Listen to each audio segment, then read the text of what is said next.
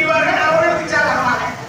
ஆனால் நாம் வட்டியை வெளியேற்ற கேட்ட பொழுது அரசு என்ன செய்தது? ஒரு கமிஷனை உருவாக்கி இந்த சமூகம் இன்னும் வளர்ச்சி அடையவில்லை, அதனால் நாங்கள் எஸ்சிப்பட்டியிலிருந்து எடுக்க தேவையில்லை என்று அறிக்கையை பெற்றுவிட்டது. ஒன்றை நான் தெளிவாக பதிவு செய்ய ஆசைப்படுகிறேன். அன்பு உறவுகளே,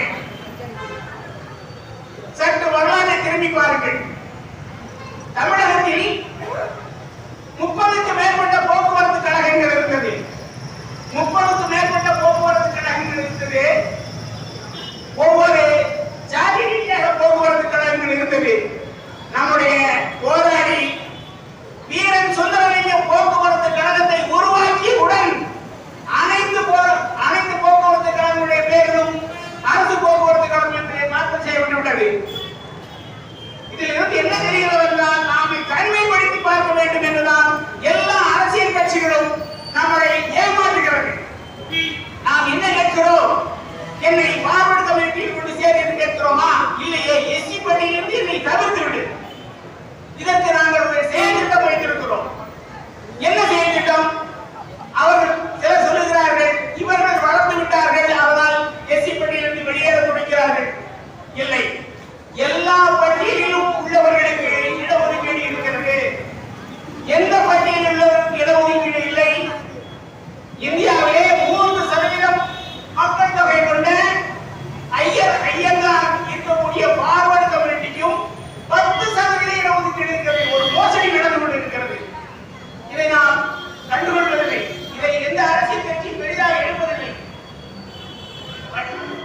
இடஒதுக்கீடு என்பது எல்லா சமூகங்களுக்கும் இருக்கிறது. யாருக்கும் இடஒதுக்கீடு இல்லை என்பதே இல்லை.